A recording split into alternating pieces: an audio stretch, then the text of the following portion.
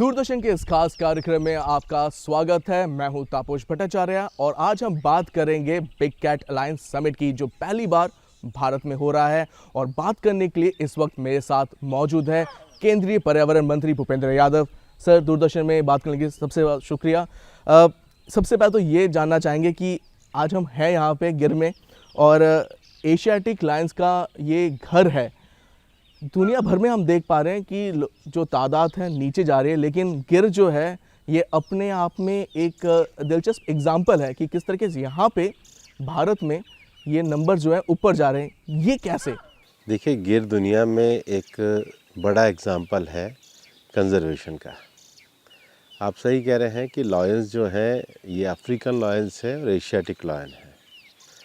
मैं आपको बताना चाहूँगा कि एशियाटिक लॉयन का एकमात्र स्थान अब गिर ही रह गया है और अफ्रीकन लॉयंस की भी संख्या में कमी आ रही है। माननीय प्रधानमंत्री श्री नरेंद्र मोदी जी जब गुजरात के मुख्यमंत्री थे, तब उस समय यहाँ पर एक बड़ा विषय उठा था और इस क्षेत्र में भी एशियाटिक लॉयन की संख्या पे संकट और प्रश्न चिन्ह खड़ा हुआ था।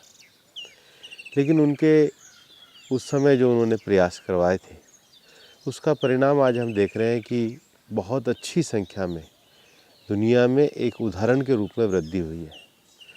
और एक बहुत अच्छे तरीके से जहाँ पर पोचिंग को रोका गया, वहीं उनका साइंटिफिक कंजर्वेशन किया गया और इस पूरे एरिया की जो लगभग 1100 किलोमीटर का स्क्वायर किलोमीटर का ये एरिया और 350 किलोमीटर का जो रिज़र्व किया गया यहाँ पर बायोडायवर्सिटी कंजर्वेशन के लिए, उनका जो प्रे एरिया है उसके लिए, फिर वेटरनरी जो वाइल्ड लाइफ में चाहिए उसके लिए।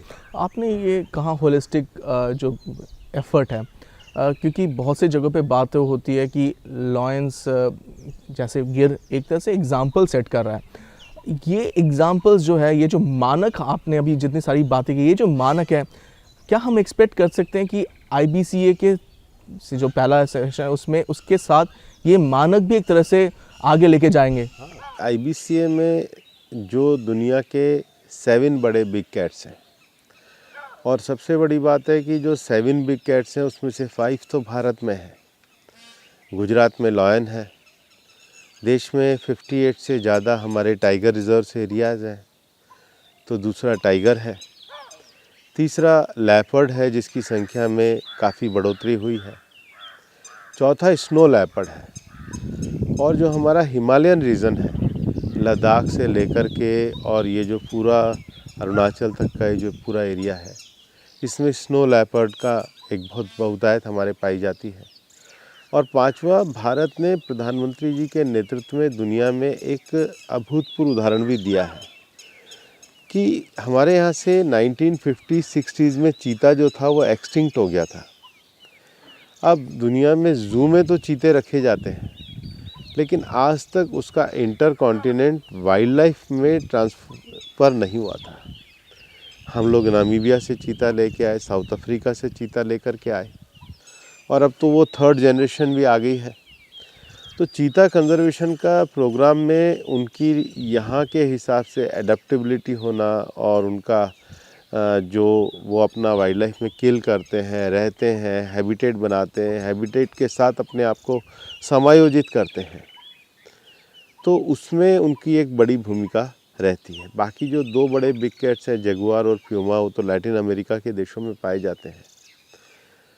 लेकिन इन जो बिग कैट्स हैं, इनका संरक्षण जो है ये हाईएस्ट प्रेडेटर है। एक जो चैन है उसमें सबसे ऊपर आते हैं एपेक्स प्रेडेटर, जो एपेक्स प्रेडेटर है, तो ये सबसे ऊपर के स्तर पे है। इसका मतलब जो नेचर की बनाई हुई जो चैन है वो अगर सरवाइव कर रही है तो फिर ये लोग भी सरवाइव करते हैं और ये नेचर के को एग्जिस्टेंस के लिए ज़रूरी है। देखिए, even human being, we are also living with nature. हम इसके ऑनर नहीं हैं। तो जिसने जो नेचर की रचना है, इसके को एग्जिस्टेंस को जानना, इसमें सभी के लिए स्थान रखना, इसमें सभी के को एग्जिस्टेंस को आगे बढ़ाना। आज मनुष्य ने एक बहुत बड़ी तरक्की करी है। आज उसके पास डिजिटल एम्पावरमेंट आया है, साइंटिफिक एम्पावरमेंट आया है, इंफ्रास्ट्रक्चर के बारे में, टेक्नोलॉजी के बारे में, सिविल इंजीनियरिंग के बारे में, वाटर कंजर्वेशन के बारे में, इवन बायोडायवर्सिटी से मेडिसिन के बारे में, तो सब कुछ हमने बनाया है। लेकिन हमने उपलब्ध नेचर से ही सब कुछ बनाया है, लेकिन नेचर को हमने नहीं बनाया। हमने नेचर से बनाया, नेचर को नहीं बनाया। नेचर से लिया है। नेचर से लिया है, जो बनाया वो नेचर से लेकर के बनाया। बिल्कुल। तो जब इतना है तो इस नेचर की में बनाई हुई जो चैन है, जिसमें एपेक्स प्रेडेटर ये जो 7 बिग कैट्स हैं, उनका कंजर्वेशन करना चाहिए। दुनिया के जो 97 कंट्रीज़ में हम बिग कैट्स कहते हैं, ज़्यादातर कंट्रीज़ डेवलपिंग कंट्रीज़ हैं, अफ्रीकन, एशियन, लैटिन अमेरिकन। तो ये जो डेवलपिंग कंट्रीज़ है, जो ग्लोबल साउथ हैं, इन्होंने जो प्रकृति की धरोहर को संभाल के रखा है। भारत ने इंटरनेशनल बिग कैट्स अलायंस के माध्यम से प्रधानमंत्री जी के नेतृत्व में उसके नेतृत्व करने का कार्य को शुरू किया है, और ये इसकी सबसे बड़ा उपलब्धि या सबसे बड़ा संकल्प भी है। मैं आऊँगा साउथ साउथ कोऑपरेशन पे, लेकिन उससे पहले क्योंकि हम गिर में हैं और प्री समिट का पहला जो लेग है आपने शुरू किया है गिर से, क्या संदेश जाता है? क्योंकि जैसे कहा कि गिर एक एग्जाम्पल है, शानदार हम देख पा रहे हैं ये जगह भी, तो क्या संदेश जाता है पूरे देश को, पूरे विश्व को? देखो, गिर ने एक जो संदेश दिया है, गिर ने ये संदेश दिया है जिसमें कहते हैं प्रकृति के साथ सहेज कर जीने का, प्रकृति को जीवन का आधार बनाने का, और इकोलॉजी और इकोनॉमी के बैलेंस का। इसके आसपास के क्षेत्र में हमने कृषि क्षेत्र में भी तरक्की करी है, आसपास के ग्रामीण क्षेत्र में, औद्योगिक क्षेत्र में भी तरक्की करी है, पर्यटन के क्षेत्र में भी। यहाँ पर सोमनाथ जी यहाँ पर हैं, द्वारकाधीश यहाँ पर हैं। लेकिन इतना हमारी पर्यटन की संस्कृति, हमारी आर्थिक क्षेत्र की तरक्की, हमारी कृषि क्षेत्र की तरक्की, इतना करने के साथ भी जो हमारा नेचर है, उस नेचर का भी कंजर्वेशन करना। और इसलिए गिर कंजर्वेशन का और ये जो बिग कैट्स के संरक्षण का एक आइडियल जगह है। तो हमने सबसे पहले इसको शुरू भी करी, और हमारे जो विदेशी अतिथि भी आएंगे उनको भी हम गिर लाना चाहेंगे, ताकि वो सब आकर के ये जो कंजर्वेशन का एक बड़ा प्रयास जो प्रधानमंत्री जी के विज़न में किया और इंटरनेशनल बिग कैट अलायंस का संकल्प है, वो पूरी दुनिया में जाए। और इसलिए हमने ये प्री IBCA इवेंट भी यहाँ पर किया है। सर, IBCA इवेंट की बात हो रही है, पहला IBCA इवेंट, प्रधानमंत्री का सपना, विजन साकार होते हुए नज़र आ रहा है। पहला जब समिट होगा 1 जून को, क्या ऑब्जेक्टिव लेके आएंगे? क्योंकि 95 कंट्रीज़ हैं, सबको एक साथ लाना आसान नहीं होता है। सबसे पहला conservation, biodiversity balance, technological support, best practices की शेयरिंग करना, ग्लोबल साउथ का कोऑपरेशन करना, और बायोडायवर्सिटी के प्रति लोगों के मन में अवेयरनेस शुरू करना। इन अनेकों विषयों को लेकर के हम लोग ये कार्यक्रम कर रहे हैं। और 3 दिन चलने वाली इस कॉन्फ्रेंस में पहले दिन हेड ऑफ़ द स्टेट्स रहेंगे, प्रधानमंत्री जी का विज़न रहेगा, और फिर बाकी के जो 2 दिन के कॉन्फ्रेंस है उसमें टेक्नोलॉजिकल सेशन भी चलेंगे। और इसलिए इसमें हमने दुनिया भर के इस में काम कर रहे जो साइंटिस्ट हैं, जो कंजर्वेशन प्रैक्टिसेस में काम कर रहे ऑर्गेनाइजेशंस हैं, जो इंटरनेशनल ऑर्गेनाइजेशन है, जिनको ऑब्जर्वर का स्टेटस भी हमने दिया, जैसे साइटिस को हमने दिया, UNDP को दिया है, तो उन लोगों को भी हमने ऑब्जर्वेशन, जो इस एरिया में काम करने में रुचि रखने वाले, कॉरपोरेट फंडिंग करने वाले लोग हैं, और जो कम्युनिटीज़ हैं। और देखिए, इतना कुछ होने के बाद भी आप देखते होंगे आजकल तो सोशल मीडिया बहुत चलता है। लोग अगर सबसे ज़्यादा पसंद करते हैं तो नेचर की फ़ोटोज़ को पसंद करते हैं नेचुरली। कोई आप किसी व्यक्ति का कितना दिखाओगे, लेकिन जो नेचर का जो फ़ोटो होता है, नेचर का जो अपना रूप होता है, वो उसका जो फ़ोटो, उसका जो लाइव होता है, लोग पसंद करते हैं। तो हम अच्छे फ़ोटोग्राफ़र्स, आर्टिस्ट, उनको भी इन्वॉल्व कर रहे हैं। और हम अपना जो जीवन जीते हैं उसमें बहुत सारे गीत, कविता, हमने सब, हमारा इंस्पिरेशन सोर्स भी नेचर है, हमारा लाइफ जीने का बेसिक सोर्स भी नेचर है। तो हम जो साइंस में एडवांसमेंट कर रहे हैं, हम जो इकोनॉमी में एडवांसमेंट कर रहे हैं, लेकिन हम इसको नहीं भूलना चाहिए कि साइंस और इकोनॉमी का एग्जिस्टेंस भी नेचर के कारण है। वो सबसे बड़ा संदेश है। हम बात करते सर, आपने कहा कि साउथ साउथ कोऑपरेशन की बात की, क्योंकि ये जो फर्स्ट समिट है ये शायद वो छाप छोड़ सकता है, क्योंकि दिल्ली डिक्लेरेशन की लोग बार बार बात कर रहे हैं। साउथ साउथ कोऑपरेशन प्रधानमंत्री का ये एक सबसे बड़ा एक प्रोजेक्ट भी है। कैसे इन सब चीज़ों को देखते हैं IBCA के तहत? देखिए, दिल्ली डिक्लेरेशन मतलब नेचर कंजर्वेशन को लेके, बायोडाइवर्सिटी कंजर्वेशन को लेके, बिग कैट के माध्यम से अवेयरनेस को लेके हम एक होलिस्टिक अप्रोच का एक विज़न पेपर लेकर के आ रहे हैं। और जो कि दुनिया में इस प्रकार के 7 बिग कैट्स का एक पहली बार ये कार्यक्रम हो रहा है। उससे पहले पर्टिकुलर स्पीशीज़ को लेकर के कार्यक्रम हुए हैं। और 7 बिग कैट्स में 97 रेंज कंट्रीज़ तक हमने अप्रोच करने का काम किया है, उनको जोड़ने का काम किया है, उन तक ये बात पहुंचाने का काम किया है। तो ये अपने आप में एक यूनिक और दुनिया में एक अद्वितीय प्रयास प्रधानमंत्री जी के नेतृत्व में हम कर रहे हैं। और इसलिए इसका अभी हम लोगों ने सारे कंट्रीज़ के साथ, पार्टनर लोगों के साथ एक दिल्ली डिक्लेरेशन का एक सबमिट पेपर सबमिट किया है, जिसको हम एक लास्ट में रेजोल्यूशन के रूप में लेकर के आने हैं। तो दिल्ली डिक्लेरेशन का उद्देश्य यह है कि मैंने जो आपको शुरू में बताया कि जो 97 हमारी कंट्रीज़ हैं, उसमें कंजर्वेशन के साथ साथ ग्रीन जॉब भी डेवलप हो, ग्रीन ग्रोथ भी डेवलप हो, इसमें जो टूरिज़्म की संभावना है वो भी बेहतर हो। तो ये देशों के एम्पावरमेंट, कंजर्वेशन की दृष्टि से तो है ही, लेकिन इकोनॉमिक एम्पावरमेंट की दृष्टि से, और ये ग्लोबल साउथ जो है मिलकर के इस तरक्की के मुकाम पे भी आगे बढ़े, ये भी इसका उद्देश्य। पूरा सर्कुलर इकोनॉमी आप लेके आ गए हैं यहाँ पे, क्योंकि सब चीज़ एक साथ ही कंबाइन है। ये ज़रूर जानना चाहेंगे सर कि भारत अभी टेक्नोलॉजी में बहुत आगे, हम आप वापस आ रहे हैं उसमें, टेक्नोलॉजी नो हाउ जो है भारत के पास है। आज जिस तरीके से टाइगर कंजर्वेशन कहिए, लायन कंजर्वेशन कहिए, ये जितने भी बिग कैट के कंजर्वेशन भारत में हो रहे हैं, वहाँ पे हम लोग टेक्नोलॉजी का यूज़ कर रहे हैं। बहुत से ऐसे देश हैं जहाँ पे ये टेक्नोलॉजी उपलब्ध नहीं है। तो क्या IBCA के माध्यम से क्या हम उन लोगों को, उन देशों को ऐसी टेक्नोलॉजी दे सकते हैं, या उसको एक जैसे मानक तरीके से निश्चित रूप से अभी इस क्षेत्र में और भी कई देश हैं। मैं ये नहीं कहना चाहता हूँ कि एकमात्र है, कई देश हैं जिन्होंने इसमें काफ़ी अच्छा एडवांसमेंट का काम किया है। और जिन्होंने भी किया है उसकी नॉलेज शेयरिंग होनी चाहिए और कैपेसिटी बिल्डिंग भी होनी चाहिए, क्योंकि अगर हमारे पास है तो दूसरे के पास भी बहुत कुछ अच्छा उपलब्ध है। लोगों ने अपनी साइंस में, अपने वेटरनरी साइंस में, वाइल्ड लाइफ साइंस में और वाइल्ड लाइफ टेक्सोनॉमी में काफ़ी उन्होंने तरक्की करी। बहुत सारे ऑर्गेनाइजेशंस ने भी काफ़ी इसमें काम किया है, साइंटिस्ट ने भी काम किया है, दुनिया भर में अच्छे इंटरनेशनल जर्नल भी इसके निकलते हैं। लेकिन सबका एक साथ आना और कैपेसिटी बिल्डिंग के लिए काम करना, और निश्चित रूप से कैपेसिटी बिल्डिंग को लेकर के हम उनके साथ भी काम करेंगे। उनके जो बेस्ट एक्सपीरियंसेस है उसको हम लेना चाहेंगे, और जो अपने बेस्ट नॉलेज है उसको भी हम शेयर करना चाहेंगे। नॉलेज तो शेयर करनी ही चाहिए, और ये प्लेटफॉर्म उसके लिए एक बेहतरीन प्लेटफॉर्म है। थोड़ा सा फिर से आऊँगा दिल्ली डिक्लेरेशन पे, क्योंकि बहुत से जिनसे मैंने बात की, सब कह रहे हैं कि ये शायद एक मील का पत्थर साबित हो सकता है।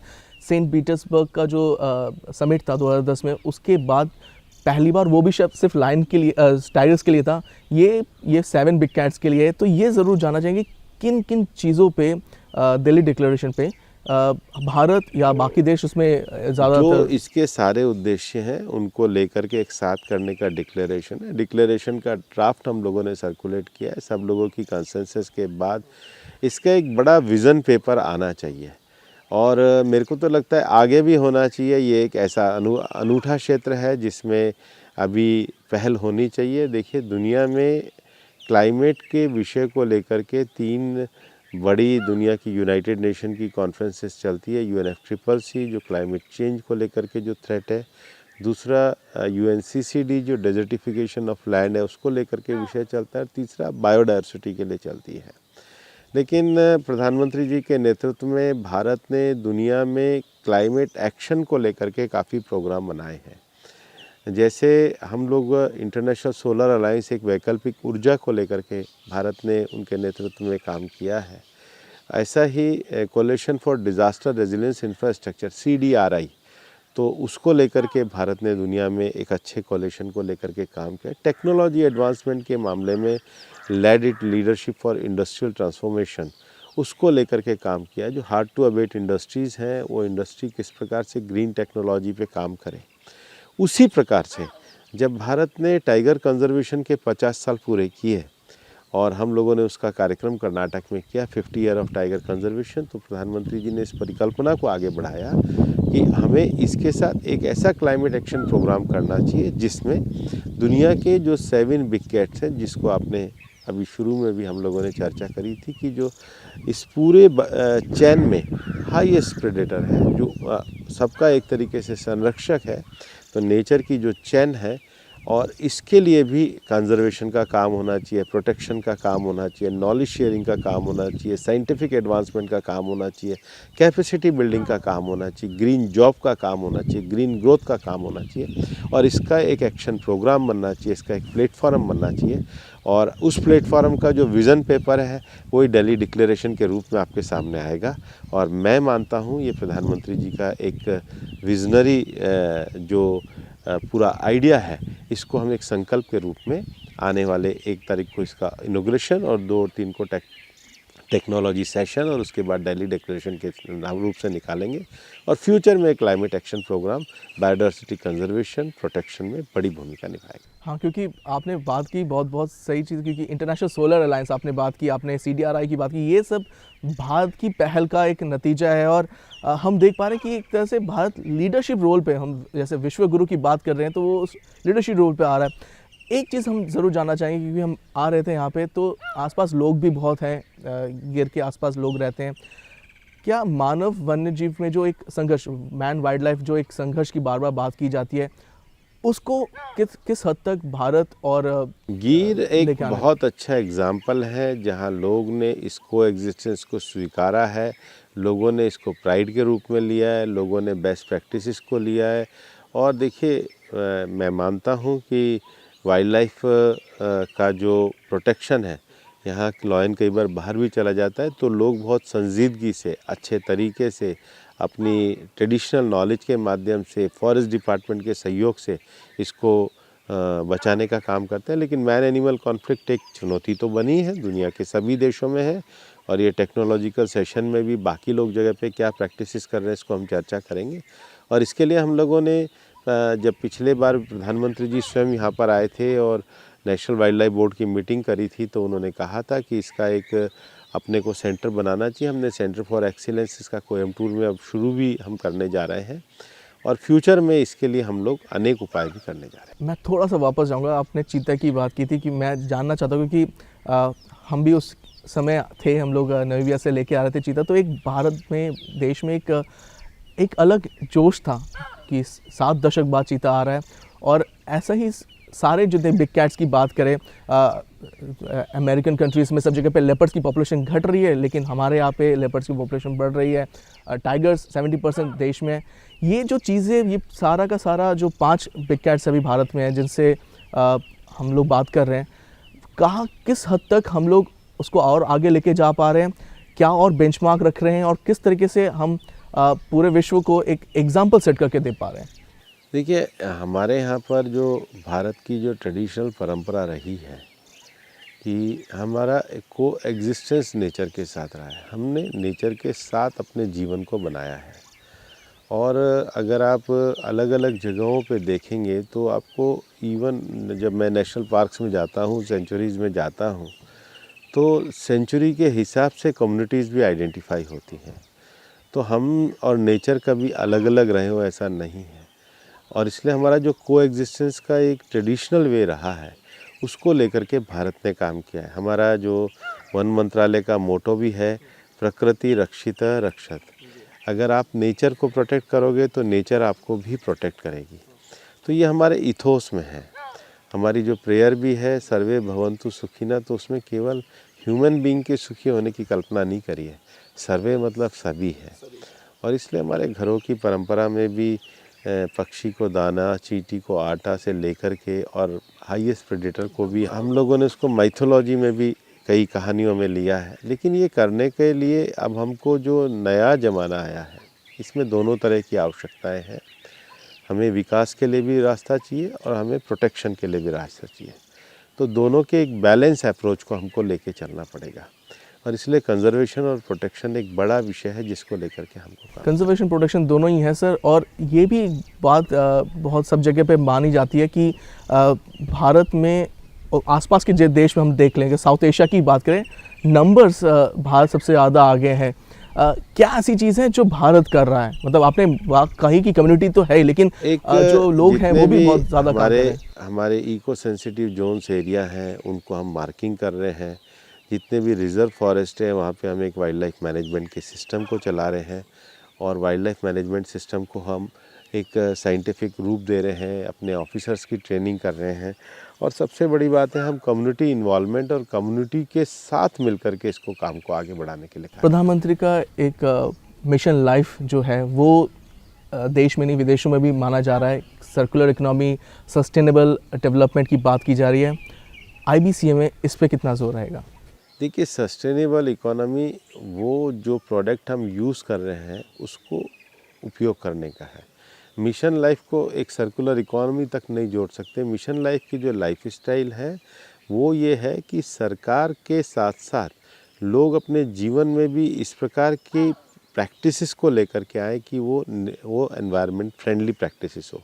वो टेक्नोलॉजी का विषय भी हो सकता है, वो अपने डेली हैबिट्स के कंजम्पशंस का भी विषय हो सकता है, वो चीज़ों के रीयूज़ का भी विषय हो सकता है। क्योंकि कब तक आप धरती को खोदकर ही उसका उपयोग करते रहोगे, जो हमारी चीज़ें हैं जो वो उसको वापस से रीयूज़ रीसाइकल नहीं करो, तो जो आज की शहरी सभ्यता है उसको लेकर के करना है। दूसरी तरफ नेचर का दिया हुआ जो अद्भुत उपहार है, नेचर के जो डिफरेंट, क्योंकि देखिए जहाँ पर बर्फीली जगह है वहाँ पर अलग तरह की वनस्पति है, जहाँ पर ड्राई एरिया है वहाँ पे अलग तरह की वनस्पति है, जो समुद्री एरिया है वहाँ अलग तरह की वनस्पति है। तो ये तो जिस प्रकार का नेचर होता है उसी प्रकार का फ्लोरा और फोना वहाँ पर होता है। इसका कंजर्वेशन और प्रोटेक्शन करना, इसका जो वाइल्ड लाइफ का कंटेंट है और उसका जो एक लाइफ सिस्टम है, रियल लाइफ सिस्टम है, उसका प्रोटेक्शन करना भी ज़रूरी है। जहाँ इसलिए एक तरफ कंजर्वेशन और प्रोटेक्शन के लिए हम काम कर रहे हैं, वहीं दूसरी तरफ जिसको हम मॉडर्न वर्ल्ड कहते हैं उसके रिसाइकल और रीयूज़ पे काम कर रहे हैं। इसमें जो सबसे बीच का विषय है वो मनुष्य का अपना जीवन है। इसलिए अपने जीवन में हम केवल सब कुछ भोग करने के लिए नहीं करें, हम कुछ एथिकल प्रिंसिपल्स को भी लाइफ में डेवलप करें जो फ्यूचर में हमारे कंजम्पशन पैटर्न को कंट्रोल करे, जो फ्यूचर में हमारे रिसाइकलिंग को कंट्रोल करे, जो केवल हमारे ऊर्जा के सही उपयोग को हम किस प्रकार से करें। तो वो केवल उपयोग कंजम्पशन का नहीं होना चाहिए, उसमें साइंटिफिक एडवांसमेंट में भी होना चाहिए। पर्सनल बिहेवियर में ये जब चीज़ आएगी तो चीज़ आगे बढ़ेगी। और इसलिए हम कई बार कहते हैं कि हम सिविल साइंस की बात करते हैं, सिविल रूल्स की बात करते हैं, सिविक सेंस की बात करते हैं। उसी प्रकार से हमें एनवायरमेंटल कॉन्शियसनेस पे भी आगे जाना होगा, और मुझे लगता है प्राथमिक रूप से मिशन लाइफ उसका एक बहुत बड़ा मिशन है। आखिरी सवाल सर, क्योंकि पहला समिट है, इनॉग्रल समिट है, सबकी निगाहें भारत पे, पूरे विश्व देख रहा है। ये जो आपने ऑब्जेक्टिव बता दिए, गिर नेशनल पार्क से क्या मैसेज जाएगा पूरे विश्व को? वसुदेव कुटुंबकम, वन अर्थ वन फैमिली, जो PM साहब ने G20 में दिया था।